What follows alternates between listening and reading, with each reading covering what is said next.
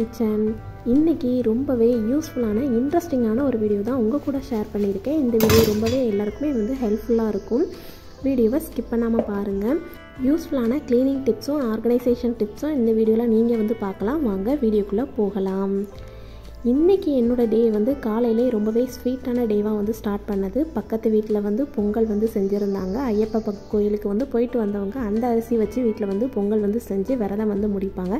அந்த பொங்கல் தான் இன்றைக்கி காலையிலே நம்ம வீட்டில் வந்தது. ஸ்வீட்டான பொங்கலோட நம்மளோட டே ஸ்டார்ட் ஆகிடுச்சு. இன்றைக்கி குழந்தைங்களுக்கெல்லாம் லீவுன்றதுனால பெருசாக எந்த சமையலும் இல்லை. வீட்டில் இருக்க பொருளை வச்சே சமையல்லாம் முடிச்சாச்சு. நம்ம வீட்டில் செடியில் காய்ச்ச பாகக்காய் கூட்டு கொஞ்சமாக பொரிச்சிருந்தேன். கூடவே அப்பளம் குழம்பு, சூடான சாதம். காலையிலே இந்த மாதிரி சமையலை முடிச்சு வச்சுட்டேன். அப்போ தான் நம்மளோட க்ளீனிங் ரொட்டீனை பார்க்குறதுக்கு ரொம்பவே யூஸ்ஃபுல்லாக இருக்கும். மதியத்துக்குன்னு தனியாக சமைச்சோம் அப்படின்னா டைம் தான் நமக்கு வேஸ்ட் ஆகும். கிச்சன்லேயே முழு நேரமும் நிற்காமல் முடிஞ்ச அளவுக்கு சமைக்கிற நேரத்தை குறைச்சிட்டோம் அப்படின்னா மற்ற வேலையை நம்ம ஈஸியாக ஸ்டார்ட் பண்ணிடலாம். கிச்சனில் ஃபஸ்ட்டு ஸ்டார்ட் பண்ணுறது கேஸ் ஸ்டவ் க்ளீனிங் தான். கேஸ் ஸ்டவ் இன்றைக்கி நைட்டு நான் க்ளீன் பண்ணலை. ஸோ பால் எல்லாம் பொங்கி இருந்தது. அதோடய சமைச்சதுனால ரொம்பவே டர்ட்டியாக ஆகிடுச்சு. இன்றைக்கி நான் கிச்சனை க்ளீன் பண்ணுறதுக்காகவே ஒரு ப்ராடக்ட் நான் வாங்கியிருந்தேன். அதோட ரிவ்யூவும் சேர்த்து இந்த வீடியோவில் பார்க்கலாம். இது மெயினாக நான் வாங்கினது கிச்சனில் கவுண்டர் டாப் க்ளீன் பண்ணவோ கேஸ் ஸ்டவ் க்ளீன் பண்ணவோ இல்லை. ஆனால் நான் மெயினாக யூஸ் பண்ணது ஃபஸ்ட்டாக இது தான் உங்கள்கிட்ட காட்டுறேன். ஃபிஷ்ஷுக்கு கம்ப்ளீட்டாக க்ளீன் பண்ணி கொடுத்துருது. நம்ம வாட்டரே அப்ளை பண்ணணும் தேவையே இல்லை. இதை நம்ம நல்லா ஸ்ப்ரை பண்ணிவிட்டு நம்ம துணி துடைக்கிற வைப் இருந்தால் அதை வச்சு க்ளீன் பண்ணிட்டா கம்ப்ளீட்டாக வந்துடும். நீங்கள் அழுத்தி தேய்க்கணுன்ற கூட அவசியம் கிடையாது. இப்போ பாருங்கள், நான் இந்த ஸ்பான்ச்சை தண்ணியில் நனைச்சிட்டு அதை நல்லா ட்ரை பண்ணிட்டேன். அதுக்கப்புறமா பாருங்கள் நான் துடைக்கிறேன். பாருங்கள், ஆயில் பிசுக்கு கொஞ்சம் கூட இல்லை. துடைக்கிற இடத்துல இருந்து கம்ப்ளீட்டாக ஈஸியாக போயிடும். நீங்கள் இந்த மாதிரி கேஸ் ஸ்டவ் ஃபுல்லாக லைட்டாக வைப் பண்ணி விட்டுட்டு அதுக்கப்புறமா நம்ம யூஸ் பண்ண அந்த ஸ்பான்ச்சை லைட்டாக வாட்டரில் க்ளீன் பண்ணிவிட்டு அதுக்கப்புறம் லைட்டாக வைப் பண்ணி விட்டுட்டிங்கன்னா போதும். கம்ப்ளீட்டாக நம்மளோட கேஸ் ஸ்டவ் சுத்தமாகிடும். இப்போ பாருங்கள், அதில் எவ்வளோ ஒரு ஆயில் அப்புறம் எவ்வளோ ஒரு கரை மாதிரிலாம் இருந்தது. இது லைட்டாக அந்த ஸ்ப்ரை பண்ணி விட்டுட்டு நம்ம தேய்ச்சோம் அப்படின்னா கம்ப்ளீட்டாக போயிடும்.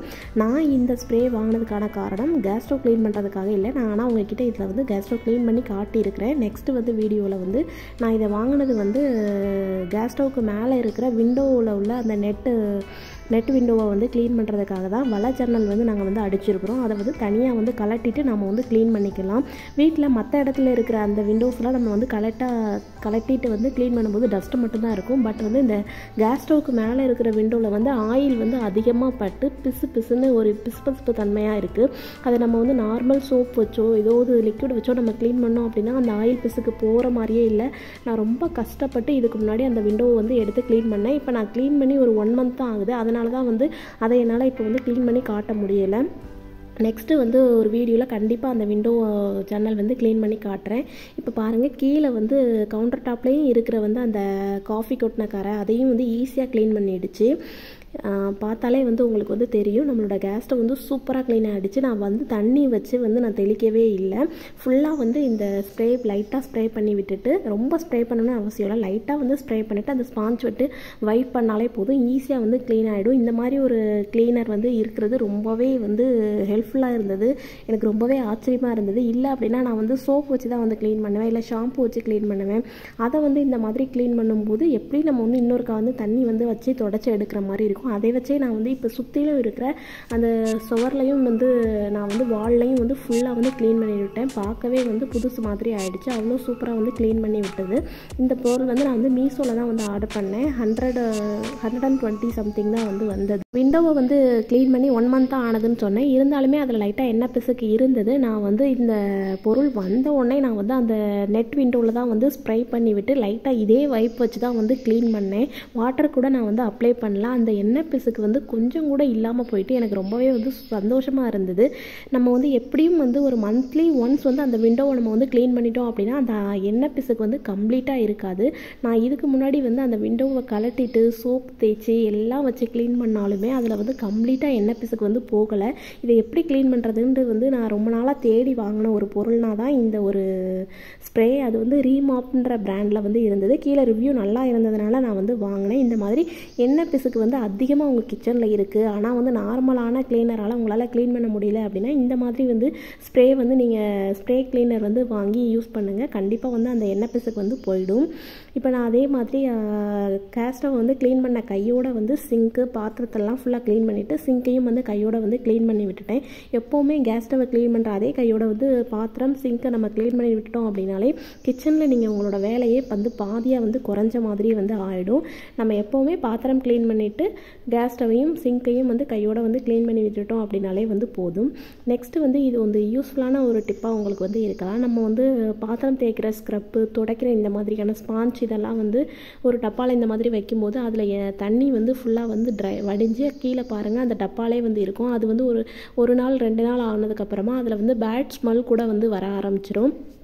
அந்த மாதிரி இல்லாமல் அந்த தண்ணி வந்து சூப்பராக வந்து ட்ரை ஆகி போகிறதுக்கு தான் நான் வந்து இப்போ அந்த பாக்ஸில் வந்து நான் வந்து அடியில் வந்து ஃபுல் பக்கமும் வந்து ஹோல் போடாமல் அதில் வந்து பாதி பக்கம் மட்டும் நான் வந்து ஹோல் போட்டு வந்து எடுத்துக்க போகிறேன். இந்த மாதிரி அந்த பாக்ஸில் வந்து நம்ம ஹோல் போட்டு எடுத்ததுக்கப்புறமா அதில் வந்து ஃபுல்லாக வந்து தண்ணி வந்து ட்ரைன் ஆகிடும். நமக்கு பேட் ஸ்மெல் வந்து எதுவும் வந்து வராது. அதுக்காக தான் நான் வந்து இப்போ கேஸ் ஸ்டவ்வில் வந்து காட்டிக்கிட்டு இருக்கிறேன். கேஸ் ஸ்டவ்வில் இந்த மாதிரி வந்து நைஃப் வந்து சூடு பண்ணிவிட்டு அதுக்கப்புறம் நாம் வந்து லைட்டாக வந்து ஹோல் பண்ணி விட்டுட்டோம். ஹோல் போட்டு விட்டுட்டோம் அப்படின்னா அதில் வந்து தண்ணி வந்து ஃபுல்லாக வந்து ட்ரைன் ஆகி வந்துடும். நம்ம வந்து ஃபுல்லாக ஹோல் போடணுன்ற அவசியம் இல்லை. இதில் ஒரு பாதி அளவு மட்டும் நம்ம ஹோல் போட்டாலே வந்து போதும்.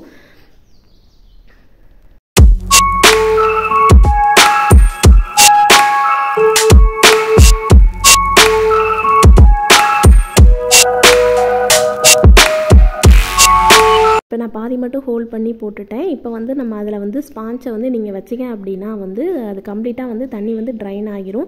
நம்ம இந்த பாக்ஸையும் வந்து சிங்கில் வந்து ஒரு ஓரமாக கரெக்டாக அந்த தண்ணி வடிஞ்சு கீழே வர்ற மாதிரியான பகுதியில் வந்து நம்ம இந்த பாக்ஸை வந்து வைக்கணும். பாருங்கள், நான் அந்த சிங்கில் வந்து அந்த கரெக்டாக வந்து தண்ணி வடிஞ்சு சிங்க்குள்ளே விழுற மாதிரி அந்த ஹோல் இருக்கிற பக்கத்தை இந்த பக்கம் வச்சுட்டிங்கன்னா போதும். தண்ணி எல்லாமே ஃபுல்லாக வந்து ட்ரைன் ஆகணும். இப்போ பாருங்கள், தண்ணி வந்து நான் ஊற்றி காட்டுறேன் அது எப்படி ட்ரைன் ஆகி வருதுன்னு. இந்த மாதிரி ஒரு ஓரத்தில் நம்ம வச்சுட்டோம் அப்படின்னா கீழே அப்படியே தண்ணி வந்து ஃபுல்லாக வந்து ட்ரைன் ஆகி வந்துடும் நமக்கு. இதில் வந்து எந்த ஒரு பேட் ஸ்மெல்லும் நமக்கு வந்து வராது. நான் வந்து மாவும் வந்து கையோட வந்து ஆட்டிக்கிட்டே வந்து நான் வந்து கிச்சனை வந்து கவுண்டர் டாப்பை வந்து ஃபுல்லாக வந்து க்ளீன் பண்ணிட்டேன். இப்போ நம்ம இந்த மாதிரி க்ளீனிங்கை வந்து ஸ்டார்ட் பண்ணுறோம் அப்படின்னா இந்த மாதிரி மாவாட்டுற வேலை இந்த மாதிரியான வேலைகள் இருந்தது அப்படின்னா கையோட வந்து மாவை வந்து நம்ம வந்து போட்டு விட்டுட்டே நம்ம வேலையை செஞ்சோம் அப்படின்னா மாவாட்டுற வேலையும் சரி க்ளீனிங் பண்ணுற வேலையும் சரி சீக்கிரமே நமக்கு வந்து முடிஞ்சிடும். அதை தனியாக நம்ம வந்து டைம் ஸ்பெண்ட் பண்ணி செய்யணுன்ற அவசியம் வந்து இருக்காது. நெக்ஸ்ட்டு வந்து பொங்கல் வரப்போகிறதுன்றதுனால நான் வந்து க்ளீனிங் ஒர்க்கையும் வந்து ஸ்டார்ட் பண்ணிட்டேன். என்னால் வீடு ஃபுல்லாக ஒரே நாளில் க்ளீன் பண்ணுறது அப்படின்றது ரொம்பவே கஷ்டமான விஷயம். ரொம்பவே வந்து பெயின் வந்து கால் வலி கை வலிலாம் வர்ற மாதிரி ஃபீல் ஆகும். ஸோ வந்து ஒவ்வொரு நாளும் நான் வந்து ஒவ்வொரு ரூமாக வந்து க்ளீன் பண்ண ஆரம்பிச்சிட்டேன். பெட்ரூமில் மேலே இருக்கிற லாஃப்ட்டில் வந்து இந்த மாதிரி கீழே நியூஸ் பேப்பர் விரித்து தான் வந்து நான் வந்து வச்சுருந்தேன். இப்போ பாருங்கள், இது ஏற்கனவே இப்போ 1 இயர் ஆகிடுச்சு. அதுக்கப்புறம் மேலே எவ்வளோ ஒரு டஸ்ட் இருக்குன்னு நம்ம டெய்லியும் வந்து கீழே க்ளீன் பண்ணுறோம். ஆனால் இந்த மாதிரி லாஃப்ட்டை வந்து நம்ம வந்து கண்டிப்பாக இந்த மாதிரி பொங்கல் பூஜை அந்த மாதிரி நேரத்தில் தான் நம்ம வந்து க்ளீன் பண்ணுவோம். இந்த மாதிரி நியூஸ் பேப்பர் விரித்து வைக்கிறதுனால வந்து நமக்கு வந்து ரொம்ப தூசி வந்து ஆகலை. பாருங்கள், அந்த நியூஸ் பேப்பரில் ஓரங்களில் இருக்கிற இடத்துல மட்டும்தான் அவ்வளோ தூசியும் வந்து இருந்தது.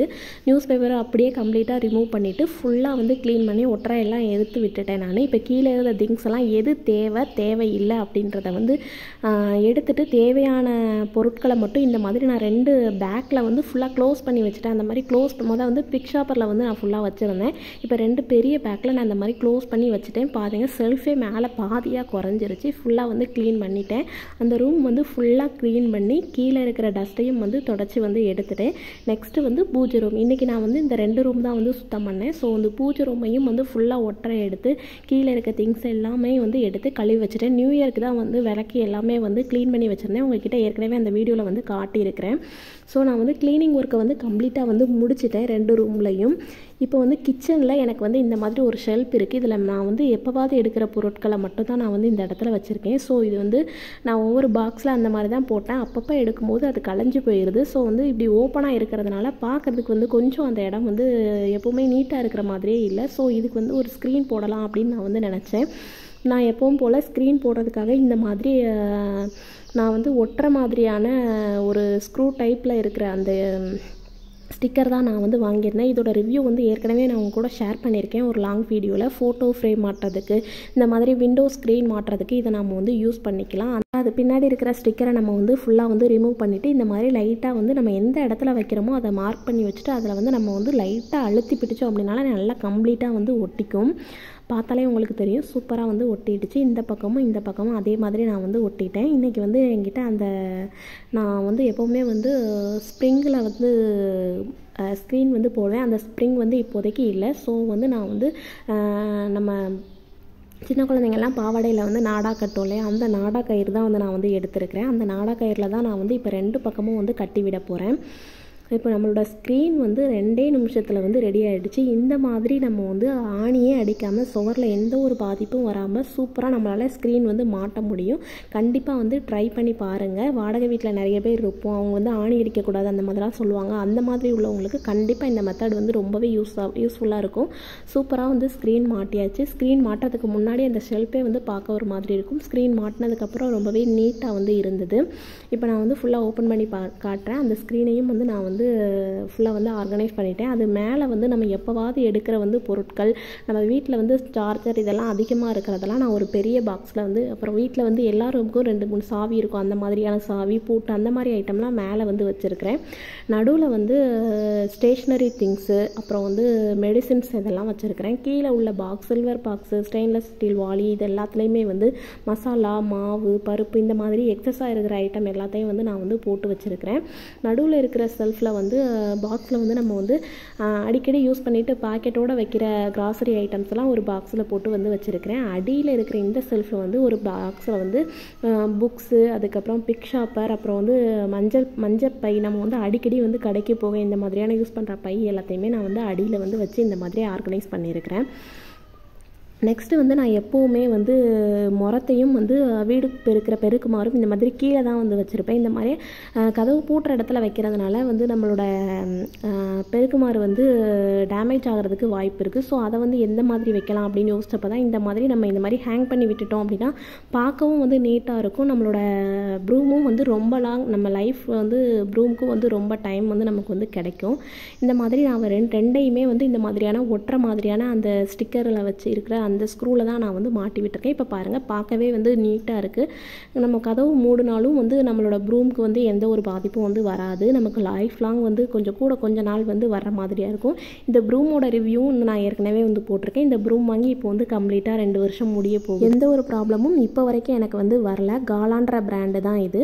கம்ப்ளீட்டாக வந்து பாத்திரமும் வந்து க்ளீன் பண்ணி வெயிலில் வந்து எடுத்து வச்சுட்டேன். நம்மளோட கிச்சனில் ஒரு சில ஆர்கனைசேஷன் எல்லாமே வந்து முடிச்சிட்டேன். இந்த குழந்தைங்க லீவில் இருக்காங்களே வந்து அவங்களுக்கு ஏதாவது வந்து சூடாக ஸ்நாக்ஸ் செஞ்சு தரலாம். அன்றைக்கி கொஞ்சம் மழையும் நல்லா தூர்னதுனால உளுந்து வடை செய்கிறதுக்காக ஊற வச்சுருந்தேன். ஒரு 1 hour வந்து ஊறினதுக்கப்புறமா உளுந்தில் கொஞ்சம் கூட தண்ணி சேர்க்காமல் கொஞ்சமாக தொளிச்சு இந்த மாதிரி கெட்டியாக வந்து அதே மாதிரி மாவும் நல்லா அரைச்சி எடுத்துக்கிட்டேன். தேவையான அளவு உப்பு, வெங்காயம், கருவேப்பிலை, மிளகாய், கொஞ்சமாக வந்து மிளகு வந்து சேர்த்துக்கிட்டேன். குழந்தைங்க வீட்டில் இருக்கும்போது கடையில் நம்ம வாங்கி கொடுக்கறதுக்கு முடிஞ்ச அளவு நம்மளே வந்து செஞ்சு கொடுக்கலாம். ஒரு சின்ன கிளாஸில் 1 கிளாஸ் அளவு போட்டால் போதும். குழந்தைங்களுக்கு வந்து தாராளமாக நம்ம வந்து அவங்களுக்கு செலிக்க வந்து நம்ம வந்து செஞ்சு கொடுக்கலாம். கடையில் வாங்குறதை விட இந்த மாதிரி ஹெல்த்தியாக வீட்டிலே வந்து செஞ்சு கொடுக்கலாம். லைட்டாக தண்ணியில் வந்து கை நனைச்சிட்டு இந்த மாதிரி பால் மாதிரி மாவு உருட்டுற பதத்துக்கு நம்ம அரைச்சி எடுக்கணும். லைட்டாக இந்த மாதிரி ஹோல் போட்டுட்டு நம்ம வந்து அப்படியே நாளும் வந்து போட்டுடலாம். பிகினராக இருந்தீங்க அப்படின்னா இந்த மாதிரி வாழை இலை இல்லைன்னா பாலித்தீன் பேப்பரில் வந்து ஆயில் வந்து கீழே அப்ளை பண்ணிவிட்டு அதுக்கு மேலே இந்த மாதிரி வடை மாவு வச்சு இந்த மாதிரி ஹோல் போட்டு அப்படியே வந்து நீங்கள் வந்து சூடான எண்ணெயில் வந்து நீங்கள் வந்து போட்டுடலாம். பார்த்தாலே தெரியும் ஈஸியாக விழுந்துருச்சு. பிகினராக இருக்கிறவங்களுக்கு இந்த மாதிரி மெத்தட் வந்து யூஸ்ஃபுல்லாக இருக்கும். நான் வந்து கையிலே வந்து போட வந்து பழகிட்டேன். நானும் பிகினராக இருந்து இந்த அளவுக்கு கொஞ்சம் ட்ரைன் ஆகி வந்துட்டேன். பழக எல்லாமே நமக்கு வந்து ஈஸியாகிடும். இப்போ பாருங்கள், எண்ணெய் வந்து நல்லா சூடானதுக்கப்புறமா வடை எல்லாத்தையுமே வந்து நான் போட்டு எடுத்துகிறேன். லைட்டாக கலர் சேஞ்ச் ஆனதுக்கப்புறமா 2 பக்கமும் நாம் வந்து இந்த மாதிரி வந்து திருப்பி போட்டுடலாம். கடையில் நம்ம வாங்கும்போது அவங்க வந்து திரும்ப வந்து பொரிச்சு அதே எண்ணெயில் தான் நமக்கு வந்து செஞ்சு கொடுப்பாங்க. முடிஞ்ச அளவுக்கு லீவில் இருக்கும்போது குழந்தைங்க வீட்டில் இருக்கும்போது நம்மளால் முடிஞ்ச அளவு இந்த மாதிரி ஈஸியாக வந்து செஞ்சு கொடுக்கலாம். இது செய்கிறதுக்கு ஒரு 1/2 மணி நேரமே நமக்கு வந்து ரொம்பவே அதிகம் தான். ஊற போடுற டைம் மட்டும்தான். செய்கிறதுக்கு ரொம்பவே ஈஸியாக தான் இருக்கும். கண்டிப்பாக ட்ரை பண்ணி பாருங்கள். சுட உளுந்த வடை சூப்பராக வந்து ரெடி ஆகிடுச்சு. பார்த்தாலே தெரியும் கலர்ஃபுல்லாக சூப்பராக இருந்தது. சாப்பிடவும் ரொம்ப டேஸ்ட்டாக இருந்தது. இன்றைக்கி நம்மளோட வீடியோவில் எந்த பார்ட் உங்களுக்கு ரொம்பவே யூஸ்ஃபுல்லாக இருங்கிறதை மறக்காமல் கமெண்டில் சொல்லுங்கள். வீடியோ பிடிச்சிருந்தா வீடியோக்கு ஒரு லைக் பண்ணுங்கள். எனக்கும் மோட்டிவேஷனலாக இருக்கும். தேங்க்யூ.